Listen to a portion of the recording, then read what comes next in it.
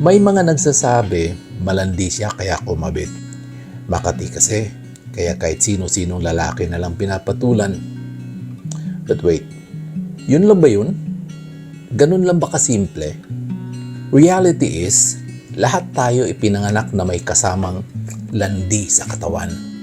Yes, attraction, desire, and sexual drive are part of our human nature. Hindi yan kasalanan.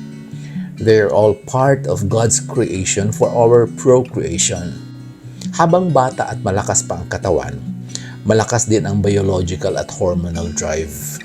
Ngunit habang tumatanda, humihina ito dahil sa natural na pagbabago ng katawan. May tinatawag tayong menopausal at andropausal stage. Pero isang bagay ang dapat andyan palagi, ang kakayahan nating pumili ng tama. Hindi hormones ang tunay na problema, hindi rin ang tukso. Ang totoong sukatan ng pagkatao ay self-control. Lahat tayo natutukso, lahat tayo nakakaramdam ng kilig, pero hindi lahat pumipili na saktan ang taong nagmamahal at nagtitiwala sa kanila. Stop using biology as an excuse for betrayal. Hormones can explain what you feel, but they can never justify what you choose to do. Hindi kasalanan ang matukso.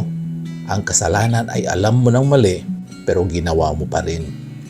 Hindi tayo huhusgahan sa lakas at lalim ng ating pagnanasa, kundi sa tibay ng ating paninindigan. Naway mas piliin natin ang respeto kaysa sarap, ang katapatan kaysa kasinungalingan, ang dangal kaysa panandaliang ligaya. Dahil ang tunay na pag-ibig ay marunong magpigil, marunong rumespeto, at marunong manatiling tapat.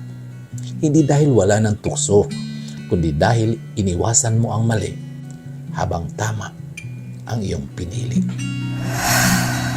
Sana nga.